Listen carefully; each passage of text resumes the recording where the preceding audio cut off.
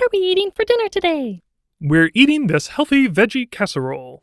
Oh, can't we have this instead? No, not right now. We're going to save that for later. Can we have them together? No, save it for later. But, as a treat, we will have some caveat cookies at the end. Okay, let's dig in.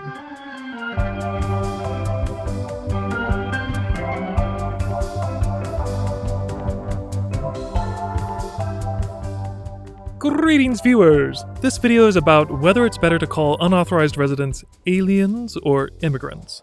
I'm going to review some of the arguments and give my reasons for using immigrant rather than alien. Now, when I first brought this topic up with a friend, they had a very common sense take on why some people tend to say alien and some people tend to say immigrant. One group wants there to be a negative connotation with these people, and one group wants there to be a positive connotation. Simple enough, case closed.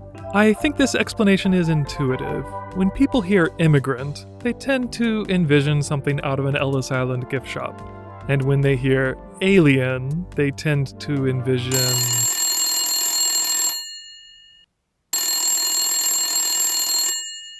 Ahoy. Yeah, I know about the joke. Yeah, I'm going to make it. I'm just getting started. Okay, thank you. Where was I? Some people object to calling these residents aliens because of the bad connotations of the word and because of how othering it is. And to put all my cards on the table, this is personally enough for me. As a rule of thumb, I generally try to refer to people with the label that they prefer. Generally. People seem to prefer being called immigrants rather than aliens, so I call them immigrants. But restrictionists who push the term alien have an argument with some great power in casual conversation. Let's hear it. The reason I use the term illegal alien or alien unlawfully present in the United States is those are the terms used by federal law. And being a lawyer, I try to use the terms used by law. But the official U.S. government term, used in federal statutes, is illegal alien, an unlawful entrant who came without permission and stays in open defiance of our laws. Aha! So this is the argument. We should refer to these people as aliens because that's the term used in U.S. law. Okay, Dungeon Master, what does the rulebook say? Yes, indeed, here it is, Section 8, just like they said. In the U.S. Law Code, the term alien is often used to refer to any foreign national. You are either a U.S. citizen, a non-citizen national, or an alien. Not all immigrants are aliens, since some are citizens, but all non-citizen immigrants can be referred to in law as aliens. And I gotta admit, I understand why this convinces so many people. I understand why having alien defined in the law seems so convincing. It just feels official. So why doesn't this argument convince me?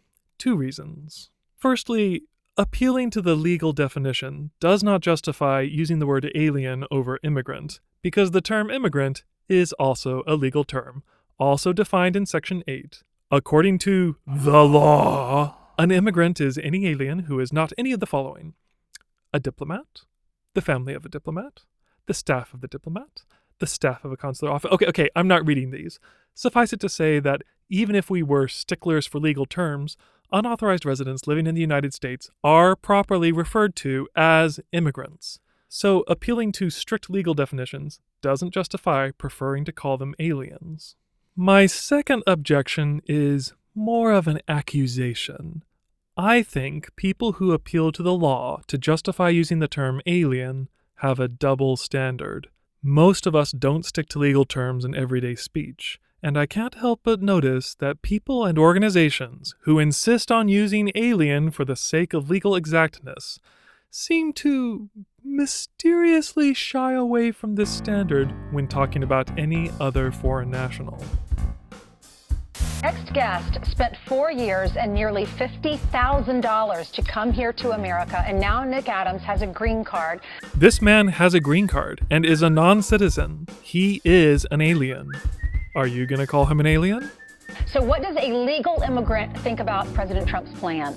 That's odd. Mr. Charlie Kirk makes a point of using the word alien. Let's listen to how he addresses an audience member. So, where are you from? Cameroon, right in Central Africa. Familiar. So are you green card holder or student visa? Or, I'm on a student visa. Well, She is a foreign national. She is an alien. She is not even an immigrant. Are you gonna call her an alien? Right. You are a legal immigrant. What a fascinating sudden change of standard. Ms. Malkin, as we've seen, appeals to using the official U.S. government term used in federal statutes. More on that particular claim and graphic in another video. Let's see how she uses the official term. Celebrity illegal alien Antonio Vargas will undoubtedly get more bites at the immigration court and federal appeals apple than law-abiding citizens will ever enjoy. But in the directly preceding sentence, As legal immigrant, Ahsoka Samarsingh wrote to me on Monday, Michelle, this guy is a slap to the face of all us legal immigrants and citizens. Ooh, a double whammy. Well, I'm sure Ms. Malkin corrected her friend afterwards. You may remember Mr. Kobach from the beginning of this video. The reason I use the term illegal alien or alien unlawfully present in the United States is those are the terms used by federal law. And being a lawyer, I try to use the terms used by law. Yeah, folks, as a lawyer, he tries to use the terms used in U.S. law, and if you ever see him speak in public, boy, is he a stickler for this rule. Another statistic, 71% of illegal alien-headed households rely on some form of public welfare. U.S. citizens lose their jobs to the illegal alien who's taking it. We are the only state in the 5-state area that gives in-state tuition rates to illegal aliens. You are going to pay 3 times as much in tuition as an illegal alien who has been breaking our laws. Solid as a rock in using alien as it's defined in Title 8. Well, unless... We put in place E-Verify protections for U.S. workers to make sure that they're only U.S. foreign nationals, or legal foreign nationals, working in those jobs. God zooks, Mr. Kobach, you were doing so well. What an inopportune time to temporarily forget the strict legal term. Now, to be fair, restrictionist organizations are a little more consistent here, sometimes using alien to refer to tourists or authorized immigrants or students, but even they show a sharp tendency to switch based on who they're talking about. Using their website searches, the CIS, FAIR, and Numbers USA are all dramatically more likely to use alien when talking about unauthorized residents. Any way I measure it, there seems to be a clear, unjustified double standard here. So why do these groups use alien much less when talking about diplomats, students, tourists, or authorized immigrants? Maybe it's because there are some unintentional bad connotations with the word alien? Ahoy. Yeah, I know about the joke. I'm just waiting for it to come up organically. I promise I'll get it in. Okay, thank you. I've only found one argument that specifically says alien is right and immigrant is wrong. I've linked to the argument in the info bar. It's made by John Fear of the Center of Immigration Studies, and it starts off very strong.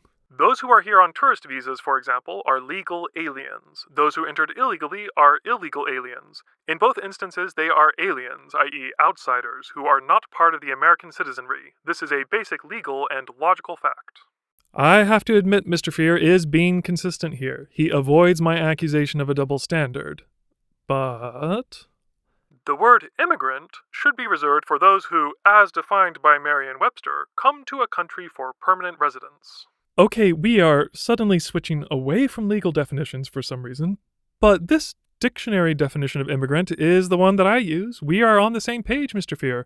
I mean, by this definition, unauthorized immigrants are still clearly immigrants, right?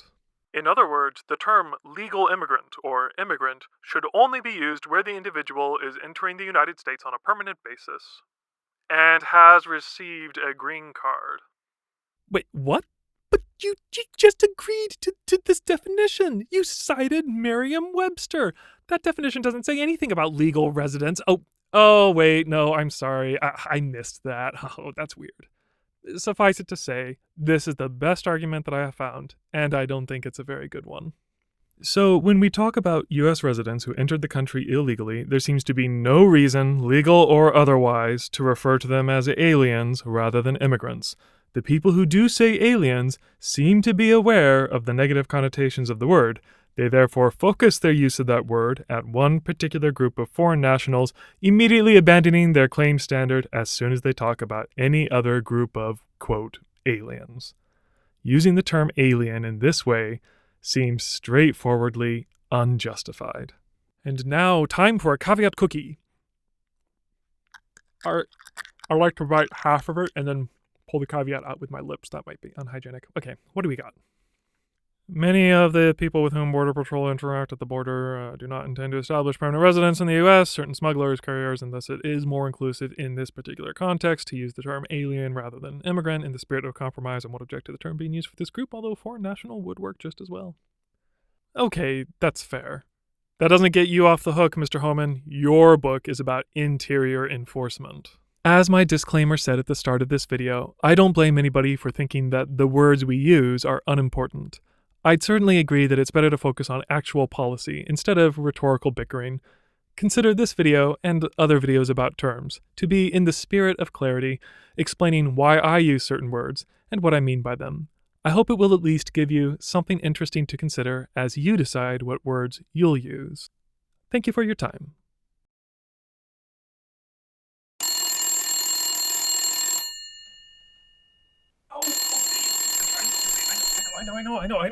I know. That's pretty funny.